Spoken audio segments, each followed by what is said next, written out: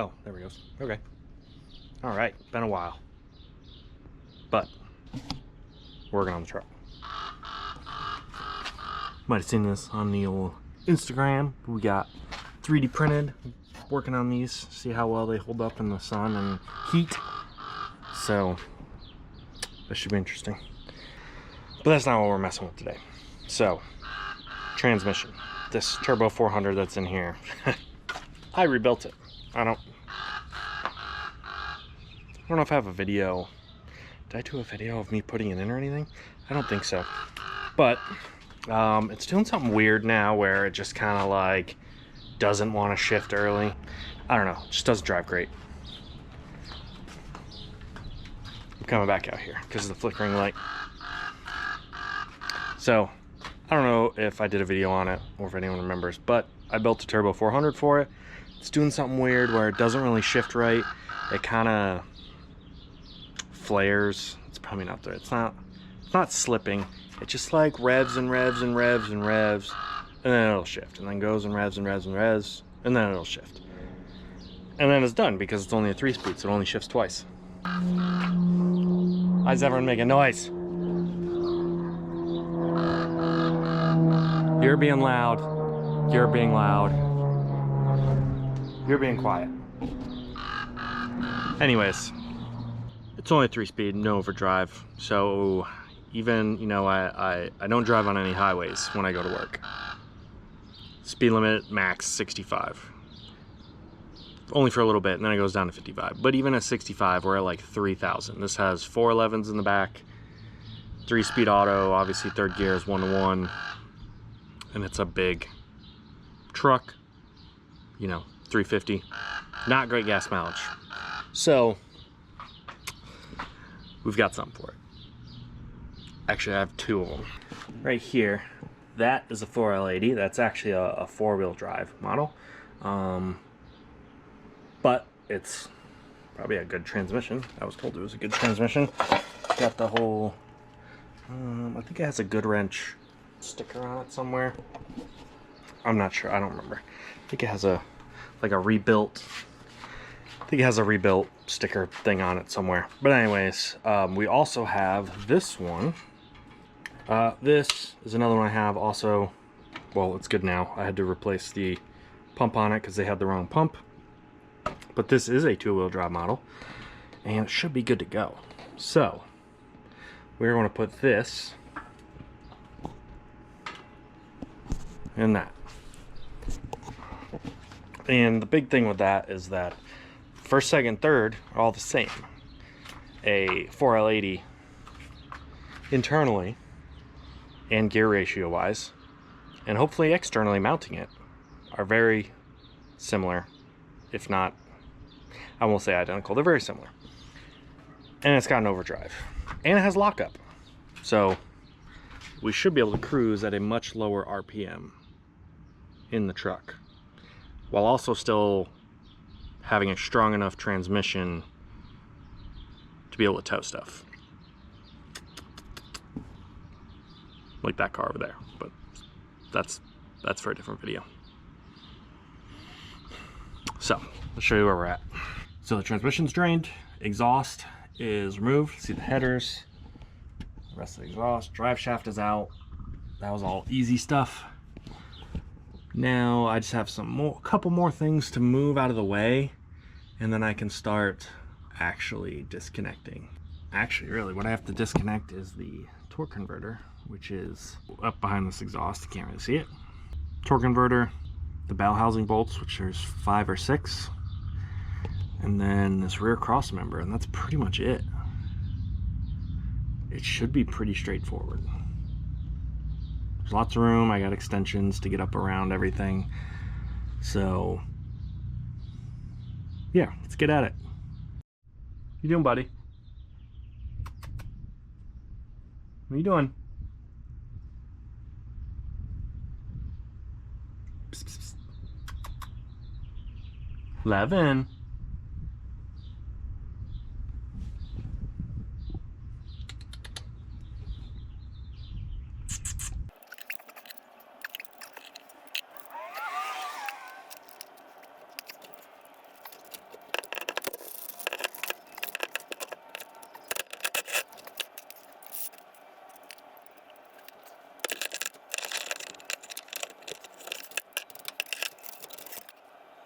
got the bolts off on that side as you saw, and then I went and got the bolts out of the converter, and there was only 2 in there, so that's not good.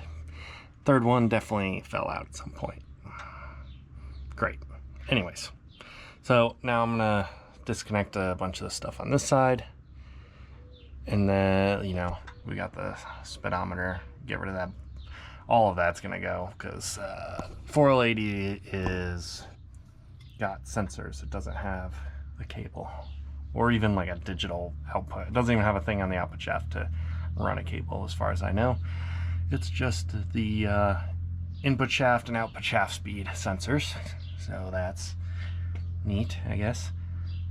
So we can get rid of that junk.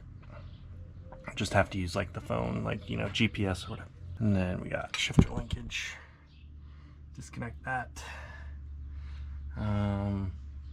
We'll get the stuff out of the way at some point. Oh, and the cooler lines, which are on the other side, but that's whatever. It's already drained. I think I said that, but yeah, let's keep going.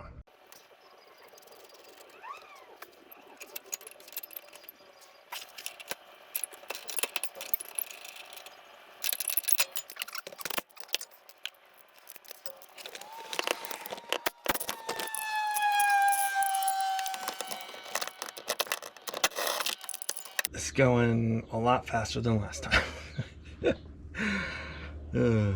Oh, I got the coolant lines. They're on the other side of the transmission. Yeah, it's pretty much ready to come out. I just pulled the transmission. It's kind of hard to film, you know, to get the stuff out. I don't know what camera's doing that, but it's kind of annoying. It's not these LED ones though.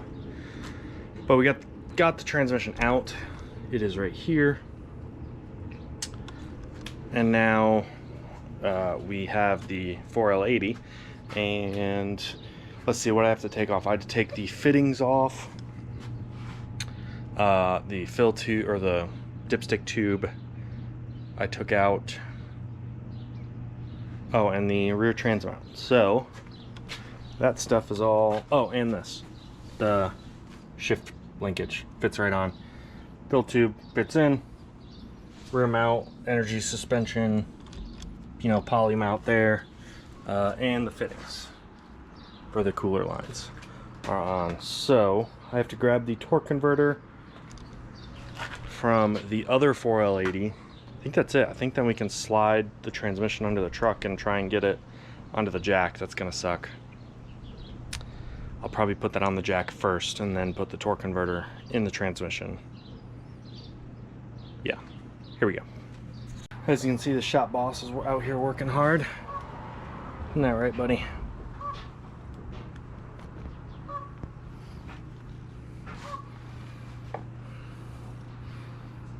Yeah.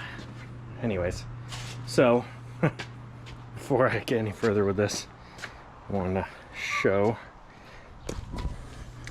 So this is obviously the transmission jack, and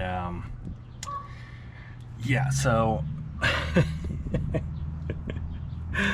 I currently have the jack hanging from a couple ratchet straps.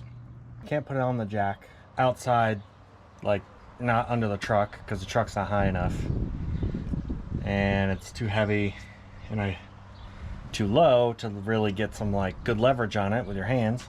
So I gotta hang him from some ratchet straps, and then I'm gonna put something under it, probably like another jack, to just get it up a little bit higher, and then I'm gonna slide this big flat area under it, or the big transmission jack under it, and we should be good to go. But just figured I'd show that because it looks hilarious. We got it onto the jack, and we are getting it up into the truck. Slide under here real quick. So as you can see, got it attached to the jack right there, and I kind of started one bolt. It's still holding on up there. We got to go to the other side, kind of finagle it to get the other side lined up better, and then put the put the mount bolts in up there, and then we'll come back here. We got the cross member, transmission cross member. Might have to put new holes in the frame. I don't know about all that yet. We'll see.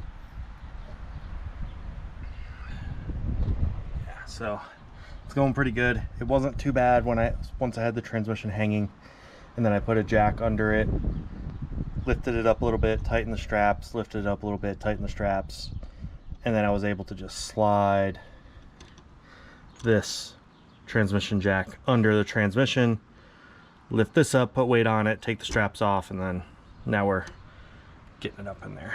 So let's go to the other side. So, oh yeah. Let's make sure we don't pinch this.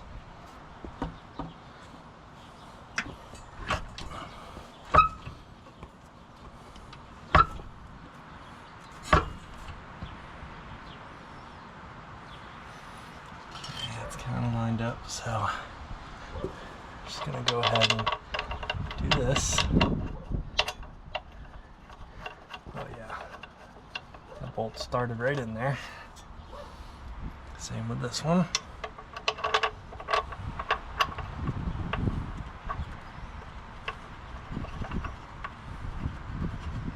Cool.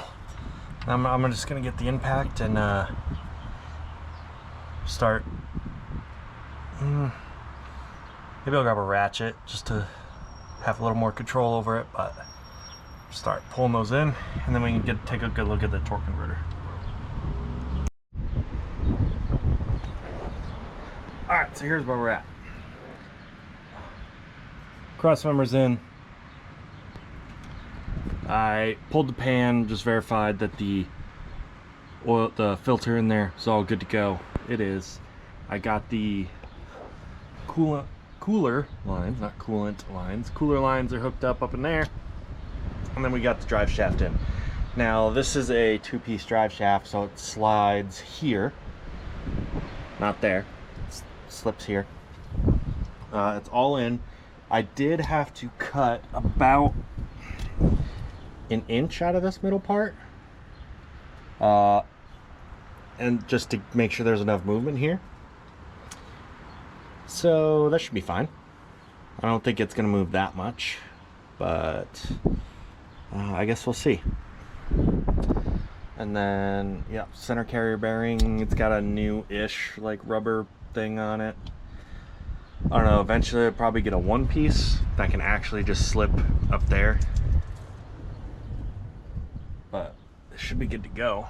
So next I gotta do the linkage, the wiring, which I'll get into here in a second, and then the fluid. I gotta fill it with fluid before we can actually try, and then I guess I'll put the exhaust back on and stuff. But yeah.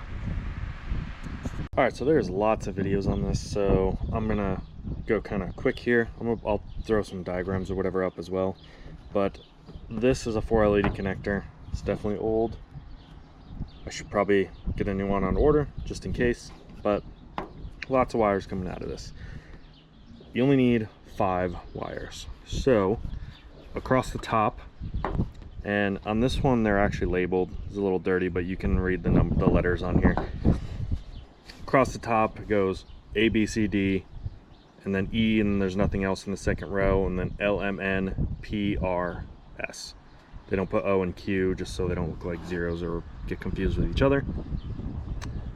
The only ones you need is A, B, and C on the top, E, which is the only one in the middle row, and then S, the very last one. The colors kind of questionable here, but these are green. A is green, B is supposed to be yellow, C is red or orange, and E is pink, and then this one's brown. I guess that one still looks brown. So C and E are your switched and fused power wires. This doesn't need power all the time, only while the vehicle's running. So these can both go to the same switch, 12 volt. The other 3 all get their own switch to ground. So how this works is if everything fails, basically there's no power, the transmission defaults to second gear. When it has power going to it and you complete the A circuit, so that's this green one here, to ground, basically it energizes the first solenoid to hold it in first gear. When that loses that power, it goes to second gear. When B solenoid gets power, it goes to third gear. And then A solenoid will get power again, and that'll be fourth. When they both have power, you're in fourth gear. So there's also some diagrams. I'll throw it on screen and also link it below, because that's a lot. So basically it's for first through fourth, it's on, off, on. So this one defaults to off, this one defaults to on for first gear. Turn this one off second, turn this one on third, turn this one on fourth. The brown wire is your torque converter. When this gets power, it locks the torque converter, and theoretically you could do that in any gear. It doesn't really make sense in probably first or second gear, but you third and fourth, definitely you can lock up the torque converter. So that's what this one's for. So we're gonna get this wired up in the truck and be able to drive it soon. All right, so I explained the connector. Here's my little switch panel. I had this panel already made from when I didn't have a working turn signal. So this is, I labeled it real quick. So as you can see, torque converter control, on and off. And then these are the solenoids for A and B. And this just tells you the direction of switch. So right now they're both down. This is, you know, off and off. If you lose power, it defaults to second gear, as if both switches were off. You turn this one on, so up, one down, first gear, second gear, third gear, fourth gear, torque converter lock. So we're gonna run the wire and get this put in, and then we should almost be ready to drive it. All right. Still a little windy out here. You can see I'm in a little bit of a mess, but we are filling the transmission. This thing's completely empty, so it needs all of it.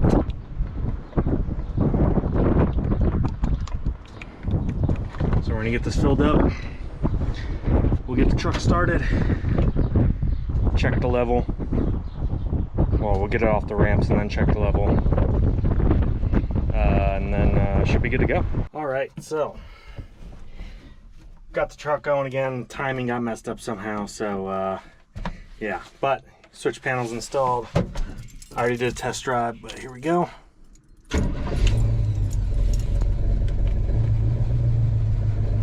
She starts right up. When she's nice and warm, she goes good. So first gear, second gear, third gear, fourth gear, lock up. But starting first, I'm gonna get turned around and then we'll get going here. Ooh.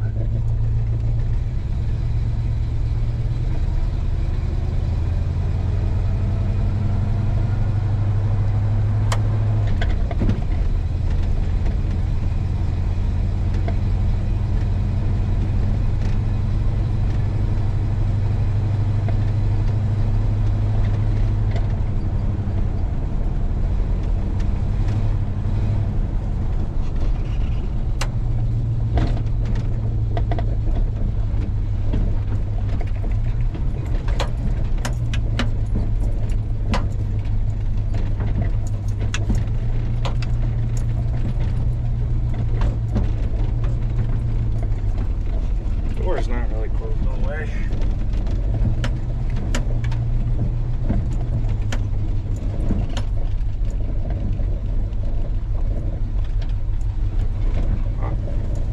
Alright, so here we go. first gear. Rev it out a little so you can make sure you hear it. Second.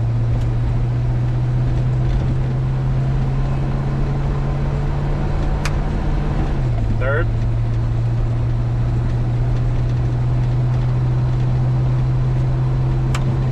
Fourth.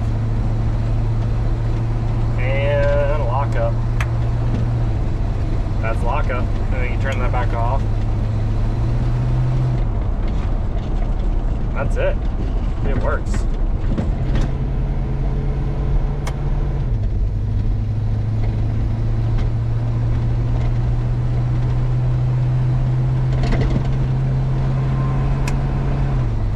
And so right now we're in third. You can do lock up at third. There we go. Not bad. So yeah, that's it.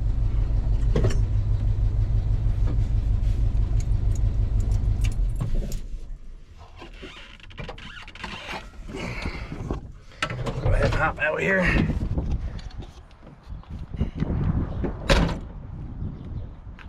Yeah. So, thanks for watching. Pretty successful.